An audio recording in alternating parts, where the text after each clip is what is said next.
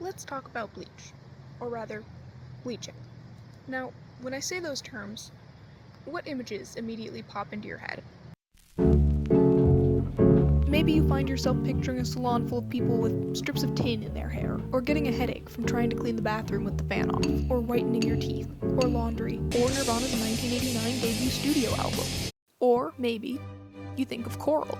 The world is currently experiencing a major coral bleaching event. Another mass bleaching event. Fourth global coral bleaching event. Approximately 77% of the world's reef area has experienced bleaching level heat stress. Temperatures of the world's oceans are quite literally off the charts. The fourth worldwide coral bleaching event on record, and the second in just the last 10 years. It's alarming and likely catastrophic. We have seen over the past year all of these efforts to try to preserve the corals. Do you think overall they are going to be enough to save this ecosystem?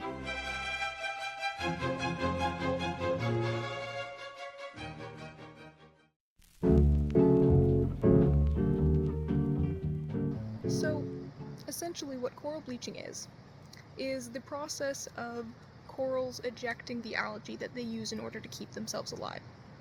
When a reef's waters stay warm for too long, the coral becomes stressed.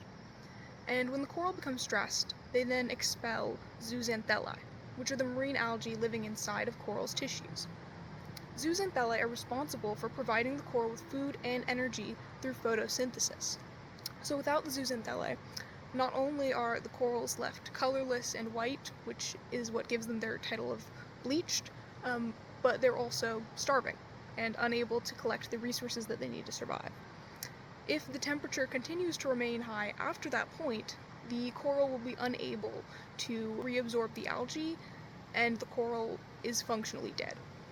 Once the coral dies, the only thing left is the calcium carbonate skeleton that remains, and that's what we're talking about when we reference bleached coral.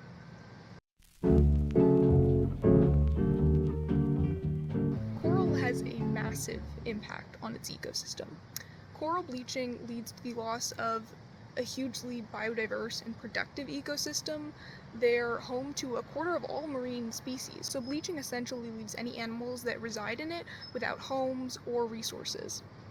Coral reefs also offer shoreline protection and maintain water quality. Without shoreline protection, reefs are at risk from invasive species which take advantage of the coral reef's weaknesses and can continue to further alter reef structure as well as the general biodiversity.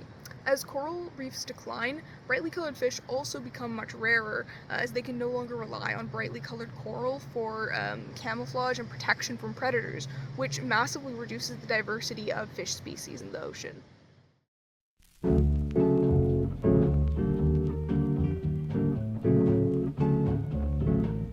Now, maybe none of this really sounds all that important to you. But you're in luck, because nothing helps to provide perspective like looking at some cold, hard stats. Coral reefs occupy less than 1% of the ocean floor, yet they are home to more than 25% of marine life. Massive bleaching of coral reefs has been reported since 1870, but they have increased in both intensity and frequency over the past few decades.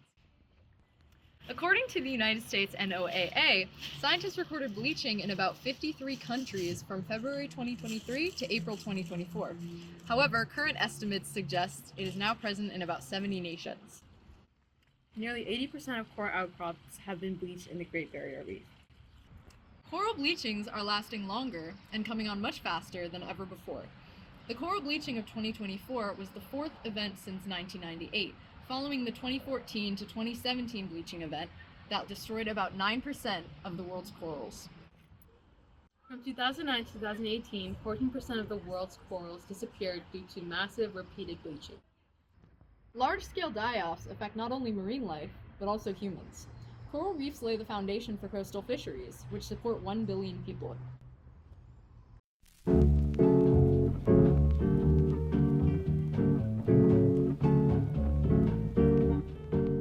There's many factors that contribute to coral bleaching. El Niño is one of the most significant factors that plays into coral bleaching. It's a natural weather phenomenon that can result in waters, especially around the equator, becoming warmer than corals are capable of dealing with, which results in them becoming bleached. And there's another one. There's another factor.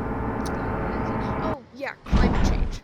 Climate change is by far the most significant contributor and accelerator of coral bleaching. Not only does it create marine heat waves as a result of the mining and burning of fossil fuels, which releases carbon pollution into the air, warming the oceans and raising sea surface temperatures dramatically, but it also continues it at a rate that coral are completely incapable of adapting to. Coral reefs can experience stress under temperatures rising by only 1 degree Celsius. The other way that climate change significantly contributes to coral bleaching is through ocean acidification. Oceans are currently experiencing an increase in acidity greater than any time over the past 400,000 years, which causes huge problems for corals' ability to survive. Ocean acidification reduces coral's capacity to maintain its calcium carbonate skeleton, which prevents it from being able to survive as it normally would. So, surprise, surprise, climate change is bad, and it has a massively negative effect on our ecosystem and contributes to the devastation of one of the most biodiverse ecosystems on the planet.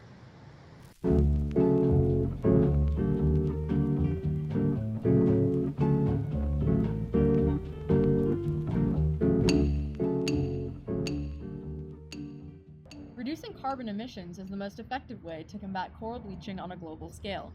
International collectives such as the Paris Agreement are what move nations to the next step in conserving these endangered habitats. The next is establishing and properly funding marine protected areas. MPAs protect coral reefs from local stressors, including but not limited to overfishing, pollution, and coastal development. However, it is also important to remind people that they have an effect on coral reefs as well. We must educate communities about how to be aware of coral reefs and the small things they do, including recycling and proper disposal of trash, minimizing the use of fertilizers, practicing responsible snorkeling and diving in reefs, using environmentally friendly modes of transportation, wearing reef-friendly sunscreen or sun protection, and reducing stormwater runoff.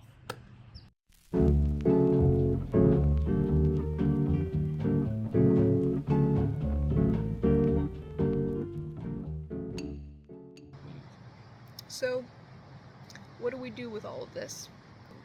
An issue like coral bleaching is massive, and it can seem incredibly stressful to approach.